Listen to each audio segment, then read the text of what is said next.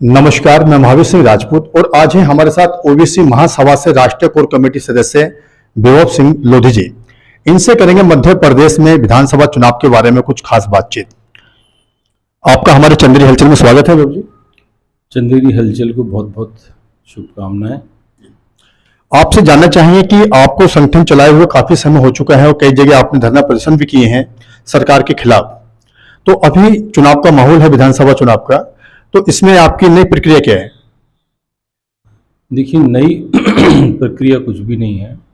विगत 5 साल से हम लोग निरंतर नियमित हर महीने जो अभी वर्तमान में भाजपा सरकार है उसको ज्ञापन दे रहे हैं और राष्ट्रीय स्तर पर लगभग 16 से 17 राज्यों में ज्ञापन दिया जाता है। हर जगह भिन्न भिन्न सरकारें, सब जगह भाजपा की नहीं है। हमारा जो प्रमुख उद्देश्य है कि पिछड़ा वर्ग को उसके संपूर्ण संवैधानिक अधिकार, अनुसूचित जाति वर्ग को संपूर्ण संवैधानिक अधिकार और हमारा जो आदिवासी वर्ग है उसको संपूर्ण संवैधानिक अधिकार जो डॉक्टर भीमराव अम्बेडकर जी के संविधान में है वो मिलना चाहिए।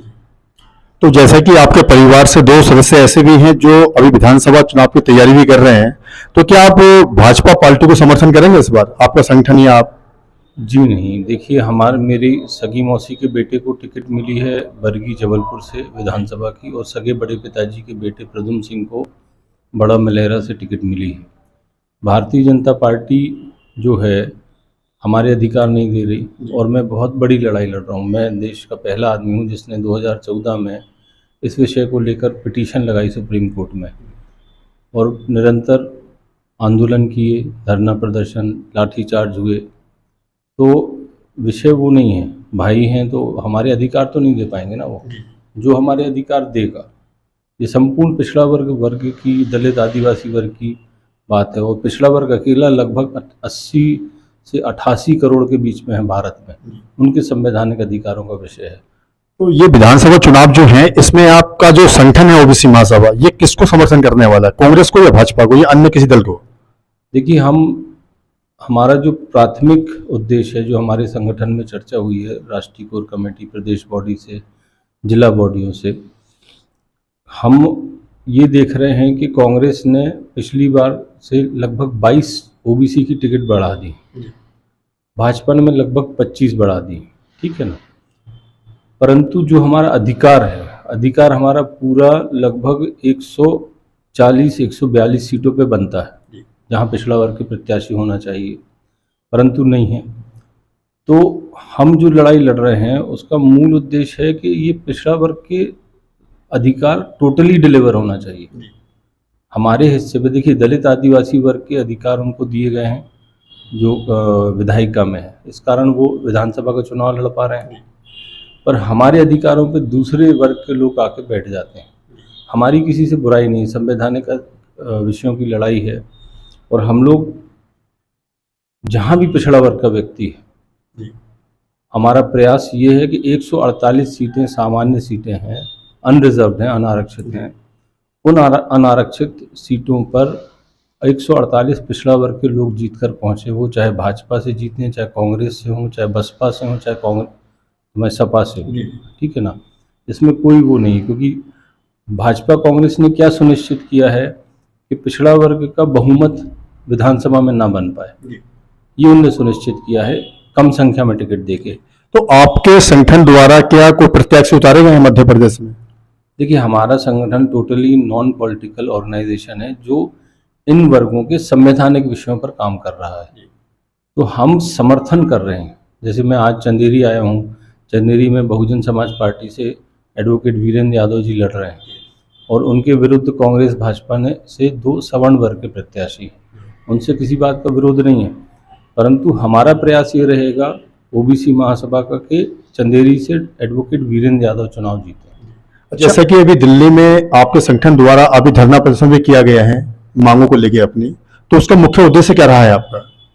देखिए, कांग्रेस ने जो बोला है कि हम पिछड़ा वर्ग को जनसंख्या अनुसार अधिकार देंगे, जो उनका राष्ट्रीय नेतृत्व है श्री राहुल गांधी जी, वह यह बात मुखरता से बोल रहे हैं। आगर में इस संबंध में बैठक भी हुई थी ओबीसी महासभा, राहुल गांधी जी, हम लोगों का विषय काफ़ी लंबा 45 मिनट की बैठक थी, परंतु हमको वह कथनी और करनी में फर्क दिख रहा है। कांग्रेस ने जो टिकट्स दी वो उसमें ओबीसी उस मात्रा में नहीं था, पिछड़ा वर्ग। तो हमने दिल्ली में एआईसीसी के सामने इस विषय को खड़ा किया और वो राष्ट्रव्यापी हुआ। उस कारण से भाजपा कांग्रेस दबाव में आई, उन्होंने 20, 22, 25 टिकटें तक बढ़ा दी पिछड़ा वर्ग की। ये हुआ, परंतु जब तक हमारे पूर्ण अधिकार नहीं मिलेंगे, हमको आप इस तरीके से ट्रीट नहीं कर सकते ना, भाई 1 रोटी डाल दी, चलो ठीक है, ज़्यादा भौंक रहे तो 1.5 रोटी डाल दी, 2 रोटी डाल दी। हमारा जो हिस्सा है, जो भी रोटी में हमारा हिस्सा है पिछड़ा वर्ग, दलित, आदिवासी का, वह हिस्सा हमको चाहिए। अच्छा, जैसा कि अभी सोशल मीडिया के माध्यम से देखा गया कि आपके इस संगठन के एक कोर कमेटी सदस्य हैं महेंद्र सिंह लोधी जी, उनके द्वारा कहा गया कि दिग्विजय सिंह हैं जो अपने कांग्रेस के, कि इन्होंने राहुल गांधी जी की बात नहीं मानी है ओबीसी वर्ग को लेके, और अगर राहुल गांधी जी अपनी बात मनवाना चाहते हैं इनसे, तो इनका एक चेतावनी थी कि हम इस्तीफा दे देंगे कांग्रेस पार्टी से। ये बात कहां तक सही है? दिग्विजय सिंह जी इस्तीफा देंगे? जी, देखिए, मुझे नहीं लगता, मुझे ऐसी जानकारी कि उन्होंने पर्याप्त संख्या में अपने रिश्तेदारों को और अपने चाहने वालों को टिकट दी है, जो उसी जाति वर्ग से आते हैं, उन्हीं की।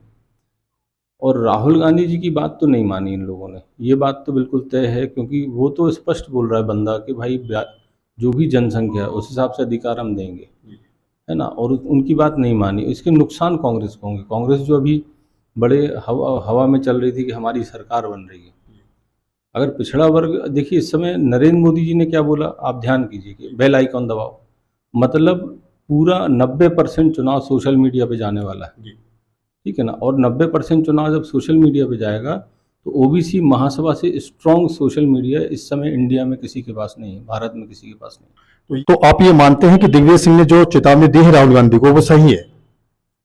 उन्होंने इस्तीफे की चेतावनी दी है। ये आपके कोर कमेटी सदस्य का ही कहना है सोशल मीडिया के माध्यम से। सोशल मीडिया के माध्यम, मुझे ऐसी कोई बात संज्ञान में नहीं आई है तो उन्होंने इस्तीफे की कोई बात की है, पर उन्होंने राहुल गांधी जी की बात, कमलनाथ जी ने और दिग्विजय सिंह जी ने राहुल गांधी जी की बात नहीं मानी है, ये मैं बिल्कुल बोल सकता हूँ, क्योंकि ये तो दिख रहा है ना सामने। अच्छा, मध्य प्रदेश में 2023 विधानसभा चुनाव को लेके आप जनता को क्या संदेश देना चाहेंगे आप अपने संगठन के ओर से? देखिए, बहुत समय से आप विभिन्न राजनीतिक दलों की दरी चद्दर उठा रहे हैं, 75 साल हो गए हैं, और इन 75 सालों में पिछड़ा वर्ग को तो कोई अधिकार मिले ही नहीं। हमारे अनुसूचित जाति जनजाति को तो फिर भी कुछ अधिकार मिल गए, पिछड़ा वर्ग को तो कुछ भी नहीं मिला है। और वो उसको धर्म के नाम पे भाजपा भटका रही, अन्य अन्य विषयों को कहीं ये फ्री देंगे तो वो फ्री देंगे। अरे भाई, अधिकार क्यों नहीं देंगे? आप ये फ्री कर देंगे, वो हमारा पैसा हमको लौटा रहे हो। भारत में भी राहुल गांधी जी ने एक विषय उठाया, 45 लाख करोड़ लगभग टैक्स कलेक्शन होता है, जो बजट होता है भारत सरकार का, वो 45 लाख करोड़ कौन दे रहा? पिछड़ा वर्ग के लिए, अपने वर्ग के लिए, अपने संवैधानिक अधिकारों के लिए वोट करने से आपका धर्म भ्रष्ट नहीं होता है, ठीक है ना। तो मेरा आग्रह और निवेदन है पिछड़ा वर्ग, अनुसूचित जाति जनजाति वर्ग के सभी लोगों से कि आप समन्वय स्थापित करके, और 148 जो सामान्य अनारक्षित सीटें हैं यहाँ से पिछड़ा वर्ग को जितवा दीजिए, और जो आरक्षित सीटें हैं वहाँ से तो हमारा अनुसूचित जाति जनजाति वैसे ही आ रहा है, क्योंकि कांग्रेस बीजेपी ने जिस हिसाब से टिकट वितरण किया है विधानसभा में, वह नहीं चाहते पिछड़ा वर्ग का बहुमत विधानसभा के अंदर जाए। जब बहुमत अंदर जाएगा तो जब भी हमारे संबंधित प्रस्ताव आएंगे पिछड़ा वर्ग के अधिकार संबंधित, दलित आदिवासियों के, वह बहुमत से पास हो जाएंगे, और इनको वो कानून बनाना पड़ेगा, उसको ये रोक रहे हैं और दिमाग से रोक रहे हैं। तो इनके पास टिकट देने का अधिकार है, हमारे पास वोट देने का अधिकार है। आप हमको टिकट नहीं दोगे, हम आपको वोट नहीं दे के रोक देंगे। तो मेरा संपूर्ण 148 सीटें ये, और इन सीटों पर जहाँ जहाँ पिछड़ा वर्ग के लोग जिस भी दल से हैं उनको आपको जिताना ही पड़ेगा, क्योंकि विगत 75 सालों से, जब से देश आज़ाद हुआ है और देश संविधान से चल रहा है, हमारे जो वर्णित अधिकार हैं धारा 340 में, वह अधिकार किसी पार्टी द्वारा नहीं दिए गए। जब ये मुद्दा ओबीसी महासभा ने खड़ा किया है देश में, तब मजबूरी में, मैं बड़ा स्पष्ट कह रहा हूँ, मजबूरी में ये लोग सामने आए कि हम अधिकार देंगे पिछड़ा वर्ग का। क्योंकि जैसे कांग्रेस है, कांग्रेस ने ये मुद्दा उठाया, कांग्रेस के पास क्या तोड़ है? जो बीजेपी का धार्मिक एजेंडा है उसके अगेंस्ट कांग्रेस के पास कोई तोड़ नहीं है। और ये बड़ा वर्ग है 88%। 39% वोट्स पे नरेंद्र मोदी जी सरकार चला रहे हैं टोटल, और विश्व के नेता बन गए। तो ये तो मोर देन 60% वोटर्स हैं, अप टू 65% वोटर्स है पूरे देश में, प्रदेशों में। तो आपका कहना यह है कि सबको एकजुट होके, जो ओबीसी वर्ग है, एसटी एससी वर्ग है, एकजुट होके वर्ग को वोटिंग करें, जिससे कि विधानसभा बिल्कुल बिल्कुल ओबीसी वर्ग या एसटी एससी वर्ग का नेता पहुंचे। हाँ, मैं बिल्कुल स्पष्ट हूँ इस मामले में। देखिए, इस हेतु हम लोग हर उस राजनीतिक दल का काम करेंगे जो पिछड़ा वर्ग जो इस माध्यम से जीत के पहुंच सकता है। जानकारी देने का बहुत बहुत धन्यवाद बाबू जी, आपका समय का अभाव है।